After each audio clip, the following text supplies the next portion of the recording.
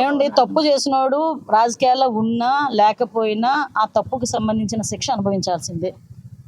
అర్థమైందా? అది తప్పు చేసిన ఎవరికైనా అర్థమవుతుంది. రాజకీయాల్లో ఉన్నా, రాజకీయాలు మానేసైనా సన్యాసం తీసేసుకున్నానని చెప్పి కాషాయం ధరించేసినా కూడా తప్పు చేశాడంటే కనుక డెఫినెట్గా శిక్ష పడాల్సిందే.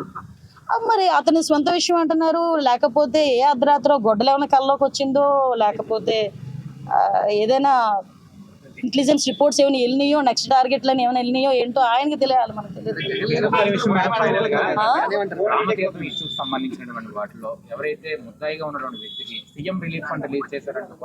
ఆ రోజే మాట్లాడాను స్వామి. విషయం ఏంటంటే ముందు మీరు గ్రహించండి. అసలు నేనేమంటానంటే పొలిటికల్ లీడర్లుగా మేము బోల్డ్ మాట్లాడతాం, ఓకే, కానీ మీరు వేసేటప్పుడు అది నిజమా కాదా అనేది కూడా వాళ్ళని కూడా క్వశ్చన్ చేయాలి. నేను విజయనగరంలో ప్రెస్ మీట్ పెట్టినప్పుడు కూడా చెప్పా, అతను ముద్దాయి కాదు, విట్నెస్.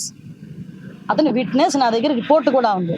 ఆ విట్నెస్ కూడా ఎవరంటే ఆయన చెరువులో ఏదైతే నీళ్లు తోయడానికి వచ్చిన ఇంజిన్ ప్రొవైడ్ చేసిన వాడు, అట్ ద సేమ్ టైం ఆయన ఒక ఆటో డ్రైవర్, ఆయన ఒక విట్నెస్. ఆయన అది ఎలా మొత్తం నీళ్ళంతా తీసేసిన తర్వాత నీళ్లు తోడినందుకు గాను గవర్నమెంట్ వాళ్ళు, పోలీస్ డిపార్ట్మెంట్ వాళ్ళు అతనికి 1000 రూపాయల బజానా కూడా ఇచ్చారు.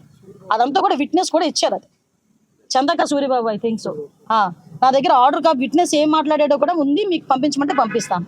అంటే ఇన్ని సంవత్సరాలు రాజకీయం చేసి, మంత్రులు చేసి, పార్టీ అధ్యక్షులు చేసిన ఆయనకి కూడా ఒక ముద్దాయికి, విట్నెస్కి, అది సాక్షికి తేడా లేకపోవడం అన్నది, తేడా తెలియకపోవడం అనేది దౌర్భాగ్యం. పోనీ నేను అంటాను, విట్నెస్ ముద్దాయో అతనికి ఏదో చనిపోయే పరిస్థితుల్లోకి వచ్చేసాడు, అటువంటి సమయంలో సీఎం రిలీఫ్ ఫండ్ నుంచి ఒక 5 లక్షలు ఇచ్చాం, తప్పేంటి? హ్యుమానిటీ బేసిస్ మీద ఆలోచించవచ్చు కదా.